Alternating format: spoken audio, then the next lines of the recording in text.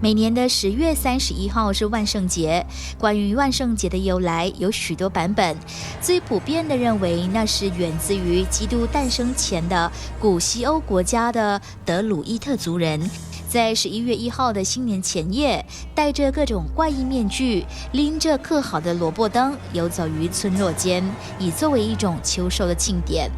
也有的说万圣节是鬼节，死去的人的灵魂会在万圣节的前夜造访人世，所以人们会对鬼魂呈上丰盛的款待，以让鬼魂看到圆满的收成。而随着时间的推移，现今的儿童都会在万圣节这一天穿上奇装异服，打扮成妖魔鬼怪，挨家挨户的向大人们索取糖果或食物，成为了许多儿童最喜爱的节日之一。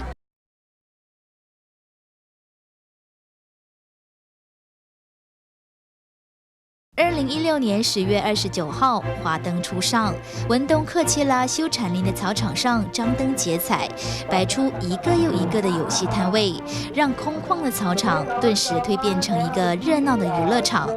这是克切拉周日佛法班为了配合万圣节而举办的万圣节慈善派对。万圣节本身它是一个西方的一个节目，对不对？但是它是我们的师父最喜欢的，一年下来最喜欢的一个节目。这样我们就在想说，因为我们是负责小朋友的教育嘛，我们在我们团体，这样小朋友的话跟这种节目他就比较可以接上轨，所以我想说，透过这样的一个节目，我们办这样的一个慈善活动。于是他们找来了社会大众、企业单位、善心人士等捐献，集合众人的力量回馈社会，以让更多小朋友有机会参加慈善派对，把欢乐和爱散播出去。因为我们本身现在在文东嘛，那我们想说文东本身我们怎样去给，所以就想就去找文东这边附近的我们叫原住民嘛，然后还有几所学校的一些属于比较家里收入比较低的一些族群小朋友，然后还有智障的小朋友，还有一家其实是从吉隆坡上来的，他们是属于单亲家庭的这样的。这样子的小朋友，其实他们有很多跟普通小朋友比较缺的一些东西，就父母可能在能力上有限，所以他们没办法给到他们太多的物质上的一种享受，比较没有办法给到物质这样的享受。这样我们觉得我们有这样的心，这样我们也知道说社会上一定有这样的人士，然后我们就一个个去敲门问说有没有兴趣，我们就一起来办这样的一个活动。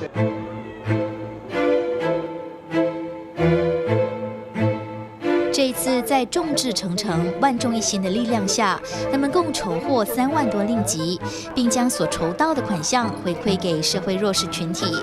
这次受邀参加万圣节慈善派对的共有6个团体，他们分别是双溪利伯原住民、玻璃口特殊儿童康复中心、雪兰莪永爱单亲妈妈协会、彭亨文东公教国民型中学、文东启文华文小学上午校和文东贤猛村，共254位的小朋友和师长出席，现场一片欢乐声，和乐融融。我们的团体是玻璃口特殊儿童康复中心。我们的中心呢是给这些特殊孩子，给他们一个训练、一个培训这样子。这个活动不错，蛮好。因为呢，我们的孩子也是第一次来参加这种活动啦，他们玩得很开心啊，也看到扮很多那些扮鬼扮脸，他们也从来没有看过，他们也很开心的去玩其他的游戏。因为是晚上的关系有些孩子有些行动不方便，所以我们带的是比较容易照顾的。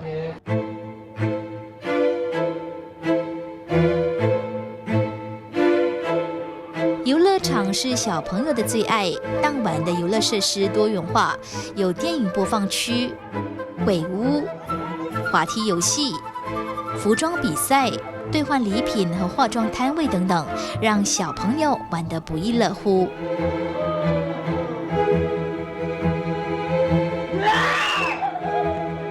鬼屋那边很恐怖，那边可以吓人。在玩那些跳气球、跳那些冲击球的时候，有人拿泥来丢我，开心。开心，为什么开心？因为这里很好玩哦。因为很好玩哦。以前没有玩过吗？没有玩过这样开心的咯。即使当天天不作美，下了一场雨后的草场到处一片泥泞，但是天性好玩的小朋友都玩得非常尽兴。这天晚上，他们不但可以尽情的玩，还可以任吃当局准备的素食，以及通过玩游戏来换取礼品。这些孩子当晚所花费的费用，全是来自社会善心人士的赞助，不分宗教和种族，把快乐散播到文东的每一个角落。但是我们的基础站在我们想要把爱带出去，那爱要带出去，有时候是要透过这样的行动。其实老实说，这样的一个活动，它其实筹备很长的时间，它需要很多人力、很多物力等等，而且也有很多的所谓的否认啊、否决啊这样的一些情况，我们都要去面对。但是我们还是坚持去做，为什么？因为我们觉得爱要拿出去的话，其实你是需要行动，也是需要从行动上去表现出来的。所以因为这个样子，我们全部义工老师就一起结合起来，然后想尽办法把这个活动办起来。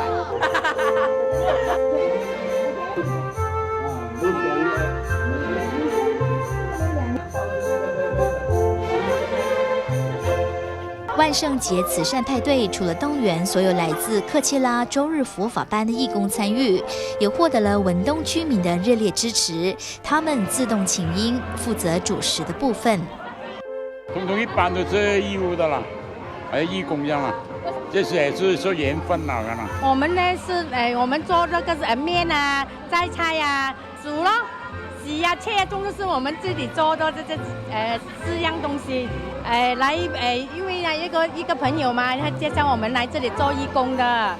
所以啊，我们觉得做义工好嘛，所以我们就来帮手咯。他讲给那个孤儿啊、单亲妈妈啊、那些孩子啊、特殊儿童啊，还有那个欧浪阿西啊，我听到这样子，我很高兴，因为我很喜欢做义工的，有意义的事情嘛，所以我很喜欢做。我一路来就做义工的。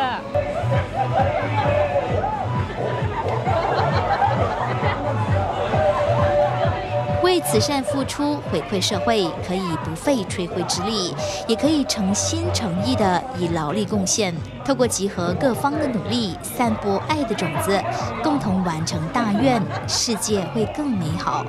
前线视窗采访报道。